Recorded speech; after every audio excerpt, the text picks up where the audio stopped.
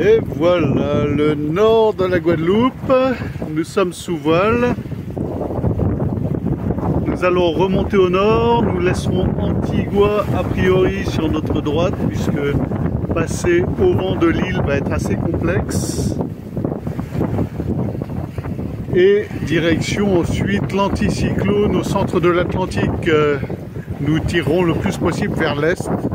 Voilà, le nord de la Guadeloupe qui s'en va derrière nous.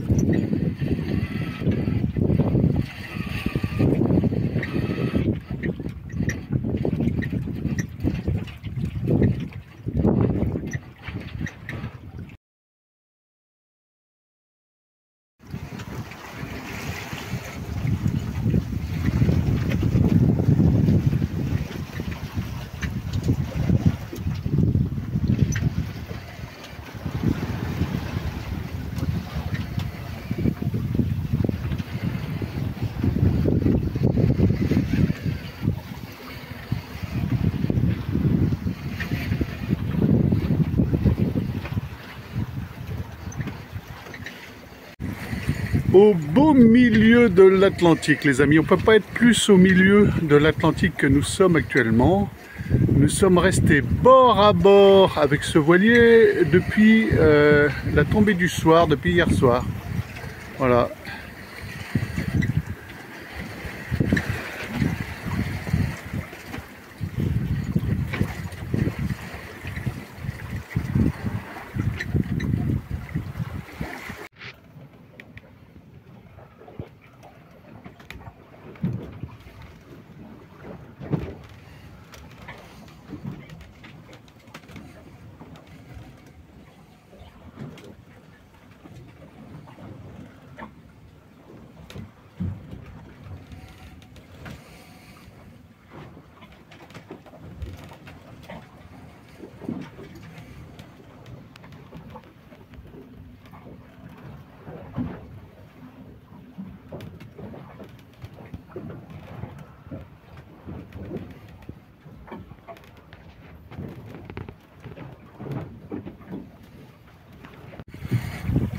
Un ciel de milieu d'Atlantique.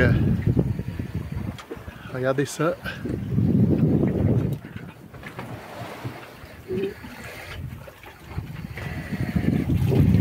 Voilà, un tour d'horizon complet avec des couleurs incroyables.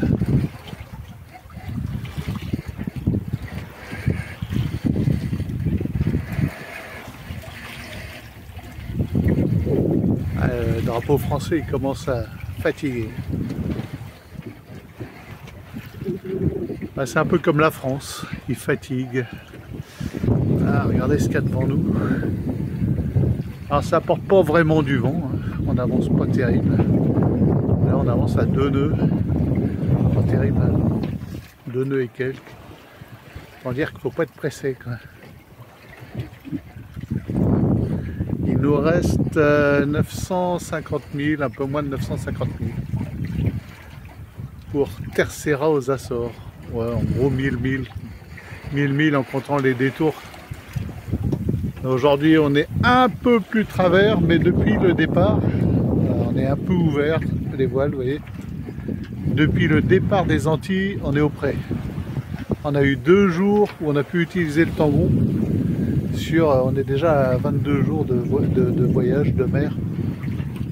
Et on commence à se demander ce qu'on va manger ce midi. Parce qu'on tourne un peu en rond dans les boîtes de conserve.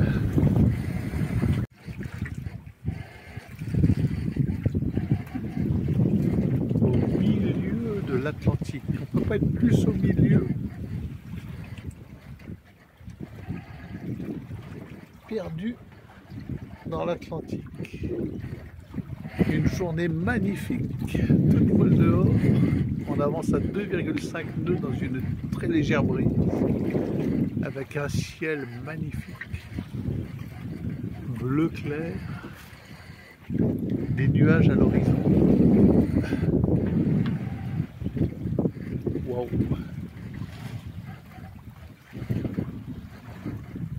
On va pas battre des records de vitesse, on y va tranquillement, mais on y va. Je parle des Açores évidemment. Coucou, bonjour les amis. Voilà, on est vraiment au milieu de l'Atlantique. On ne peut pas être plus au milieu.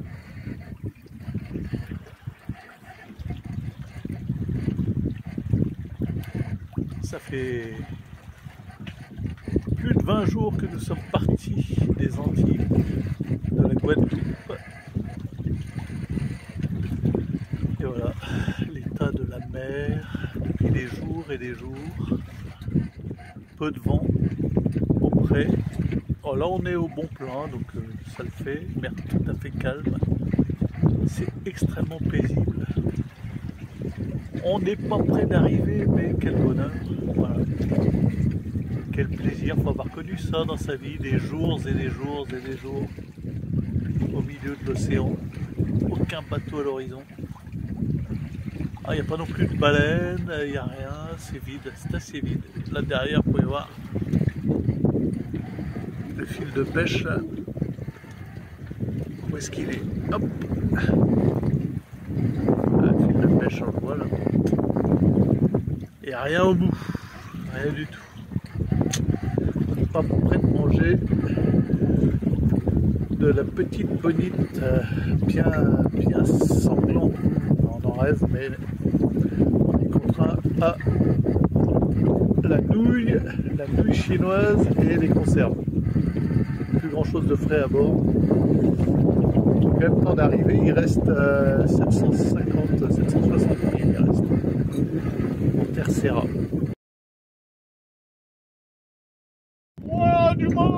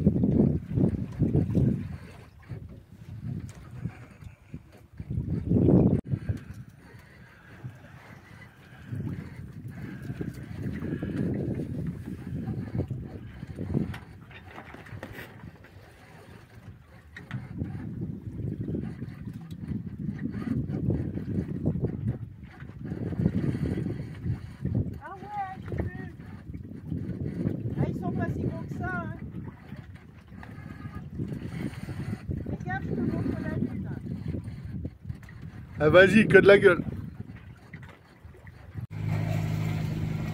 Nuit complète au moteur. Et à l'aube, pétole totale, le lac. Et derrière...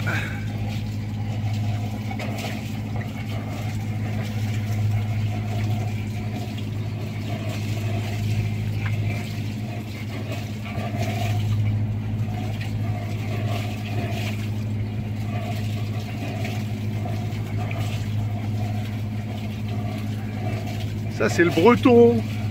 On s'est croisé il y a quoi? Il y a une semaine et demie, puis là on se retrouve. Il a un grand voilier, un grand ketch. Mais on va aussi vite que lui, voire plus vite puisqu'on est devant. Voilà.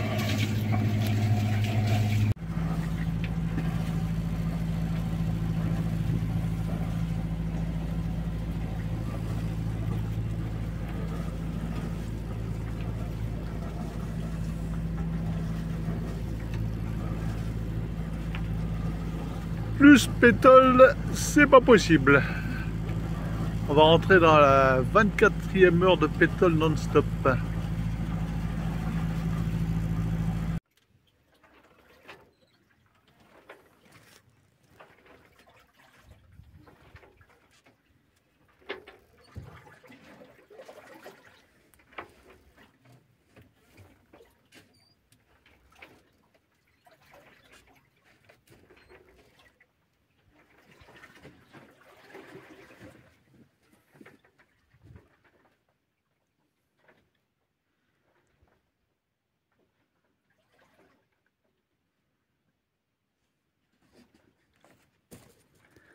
Voilà les amis à quoi ressemble une pétole totale, absolue, zéro vent au milieu de l'Atlantique, au beau milieu de l'Atlantique, à 715 000 des Açores.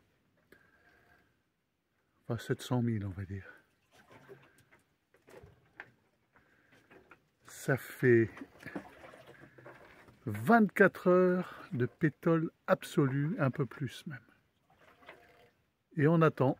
On pourrait mettre le moteur, mais on attend parce que si on avance avec la pétole et on chopera en sortie de pétole du vent d'est. Tandis que si on attend là, eh ben, la pétole va passer. Donc il faut prendre notre mal en patience. Et quand elle aura passé, on aura du vent d'ouest en principe.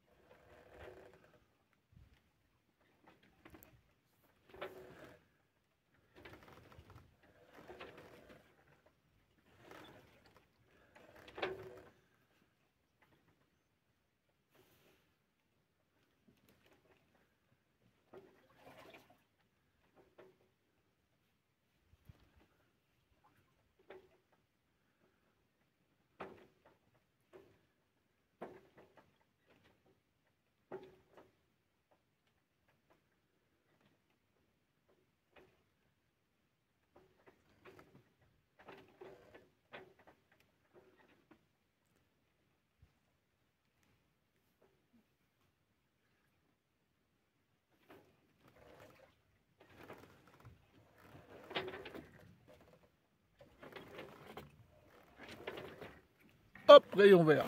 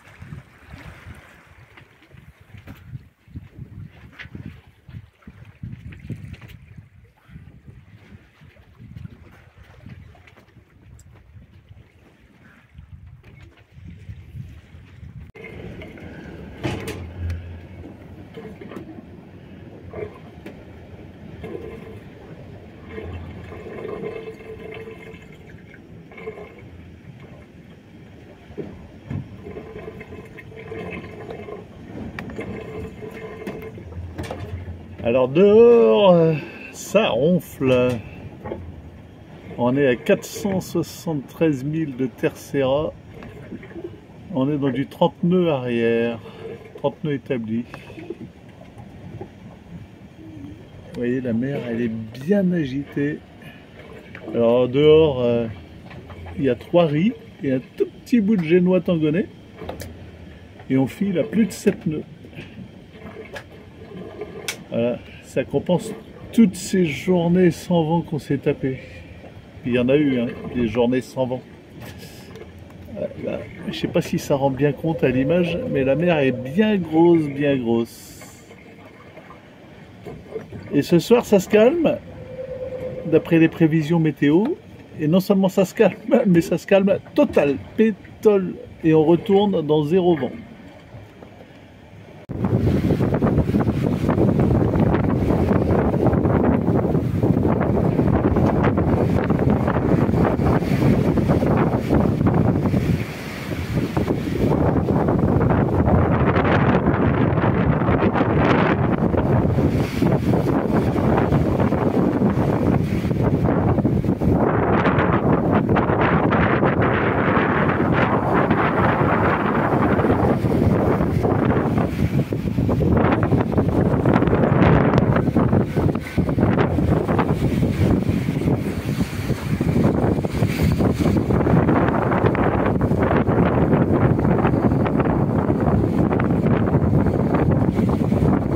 Mais c'est quoi ce putain de nœud sur le saut? J'en ai marre. Tu nous fais un cabestan, merde quoi.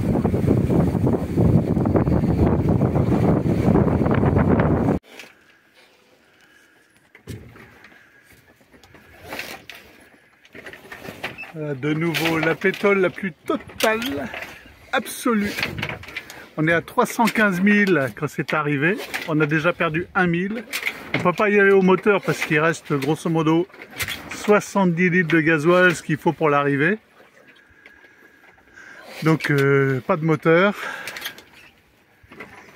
Et on passe de 37 nœuds à ça.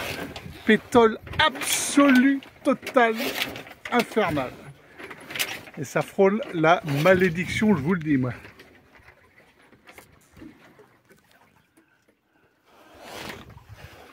Absolu, pas un souffle, pas l'ombre d'une risée.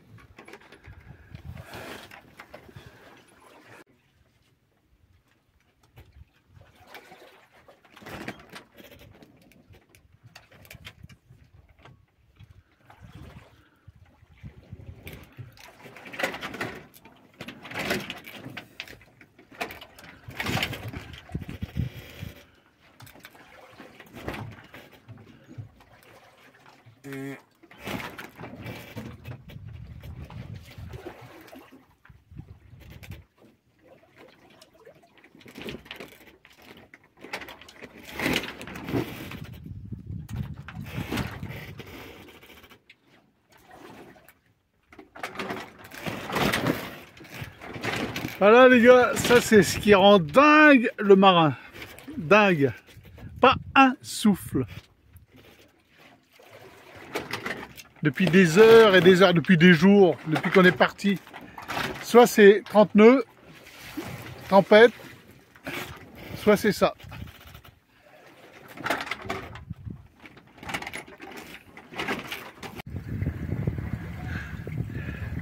Nous sommes à 170 000 de Fayal. Enfin, on avance un peu. Alors, pour changer, évidemment, au près. Voilà. On fait du cap. On est à 4 nœuds 5, 4 nœuds 7. C'est pas mal. Après des jours et des jours de pétole totale. Oui, le drapeau français, il commence à pas être très beau. Là, la mer a fini. Voilà, ça fait assez long comme transat, hein. Mais on arrive, on arrive.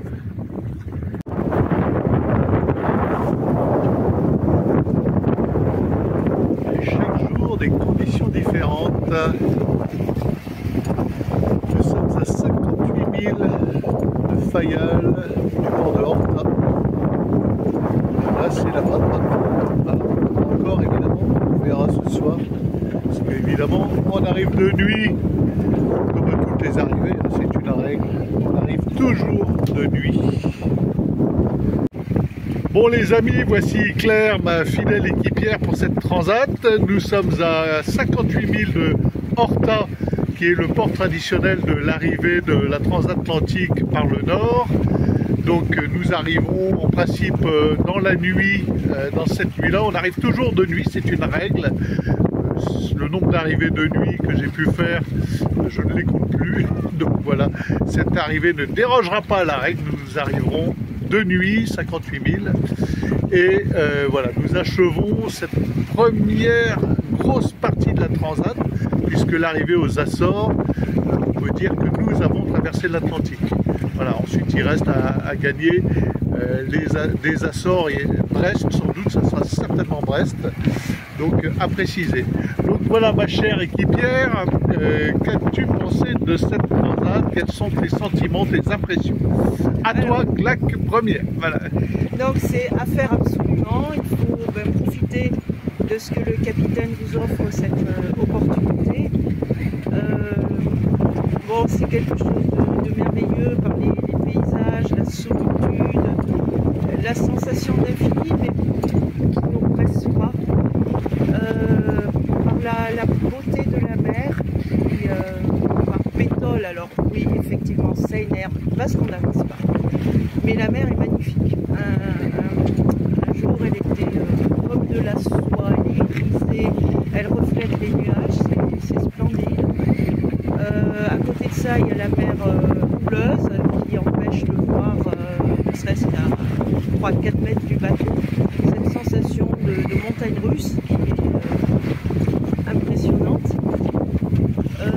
Il y a aussi la beauté du ciel avec tous ces nuages là, bon là il n'y en a pas aujourd'hui, mais quand on voit les cumulus tous sur la même horizontale, tout autour à 360, ce qui n'est jamais donné de voir à terre, c'est magnifique. On a aussi le changement de passer de la mer des Caraïbes dans l'Atlantique à rentrer dans le Gulf Stream. Donc on voit la disparition des sargasses, l'apparition des méduses, des dauphins qui nous ont escortés 2-3 fois. Bah encore il y a 10 minutes. Voilà, on les a ratés. C'est absolument à faire. Bon, alors est-ce que tu as été déçu par certains points ou est-ce que ça a comblé tes espérances et qu'est-ce que tu en tires comme leçon pour l'avenir, comme bénéfice, on va dire moral, physique, spirituel, mental, voilà. Alors déçu non, parce que finalement je ne savais pas à quoi m'attendre, donc pas déçu par certains points, pas d'espérance non plus, si ce n'est un moment de solitude et d'être plongé vraiment dans une nature magnifique, si j'ose dire, sans intervention humaine pure, même si j'aime pas ce mot. Voilà, d'un point de vue spirituel, bon, c'est vrai que je suis un petit peu en recherche, donc ça n'a pas été avec de grandes révélations. D'un point de vue moral, j'apprends un peu à mieux me connaître, mais surtout comment mon comportement peut être un peu désagréable pour mon entourage. Et d'un point de vue mental, bon, pas de changement. Il me semble que j'ai un mental assez fort. Après, je confirme, elle a supporté, la transat a été plutôt longue, puisque je crois qu'on est parti le 14 de Martinique. On s'est arrêté quelques jours en Guadeloupe, mais voilà, 14 mai, hein, je précise, vous voyez, donc ça a duré. On a eu de gros temps sans vent, contré par une dépression qui nous a barré la route. Donc on a fait machine arrière pendant plusieurs jours en faisant du nord-ouest. Voilà, on a grillé toutes nos réserves de gasoil quasiment. Donc là, si on avait de la pétrole pour arriver, on serait embêté puisqu'on ne pourrait pas encore. Si peut-être là on pourrait, 58 000, on pourrait tout juste arriver aux Açores. Voilà. Et donc ça a été une transat assez longue. Et alors, Est-ce que tu confirmes que pour apprendre à se connaître soi-même et voir vraiment qui on est, c'est un peu comme un Everest, comme une vraie marche vers un sommet. C'est quelque chose de radical comme endroit, comme lieu, la mer, l'océan, les jours à tenir bon comme ça. Où il n'y a pas d'échappatoire, tu peux pas dire bon, aujourd'hui j'arrête, je fais une pause. Oui, je le confirme, mais je dirais peut-être plus spécialement pour les jeunes, parce que là, bon, j'ai la bouteille et j'ai quand même eu d'autres occasions de la vie qui n'ont rien à voir avec, je dirais, l'aventure sportive, qui m'ont quand même un petit peu forgé. Mais je pense que oui, effectivement, c'est quand même, c'est radical. Même si on s'y attend pas vraiment, bon, je m'étais dit j'arrête de fumer, ben ça s'est bien passé. Voilà. Alors, est-ce que ça a quelque chose à voir avec la question? J'en sais rien. Bon, c'était un peu mon défi. Voilà, mon défi est une grande attente spirituelle, mais bon, là, il n'y a pas eu vraiment de... Bah, le retour, tu verras, le retour en général, c'est dans la relecture de cette longue marche. Tu vas voir, arriver à terre, il y a une énorme émotion. C'est très émouvant déjà de ressentir des odeurs parce que tu vas être très surprise des Açores. En plus, il y a vraiment une odeur de verdure, d'hortensia, d'humidité qui est très frappante. Et là, on aurait un chien à bord, il serait déjà à l'avant du bateau en train de sentir les odeurs. Je peux vous le dire parce que j'ai vécu ce genre d'expérience avec un chien. Et donc c'est surtout après qu'on relie cet énorme moment qu'on a vécu et où on se dit mais c'est dingue ce qu'on a fait, quoi. Ça a beau être fait par plein de gens, de plus en plus, la fleur au fusil, cette traversée par l'Atlantique Nord, c'est quand même, c'est comme un Everest, hein, c'est comme un 8000 mètres, il faut le dire, et donc c'est après. C'est après, quand on a posé ces bâtons de pèlerin et qu'on se dit mais oh là là, c'est après qu'on a tout le poids de ce voyage et sa dimension spirituelle. Enfin, je pense, moi je le vis comme ça, tu me confirmeras, on refera une petite vidéo si tu l'as vécu comme ça. Voilà, bon merci Claire, je pense que c'est l'heure d'aller manger, c'est l'heure de l'apéro. Allez, clap, fin. Bon, bah arrivé à Fayal, 32 jours quand même. Hein. Voilà, 32 jours avec semaine de pétole, les vents contraires. C'est magnifique, non? 32 jours pour arriver là. Alors on va derrière, là-bas. Voilà. On va au port de Horta.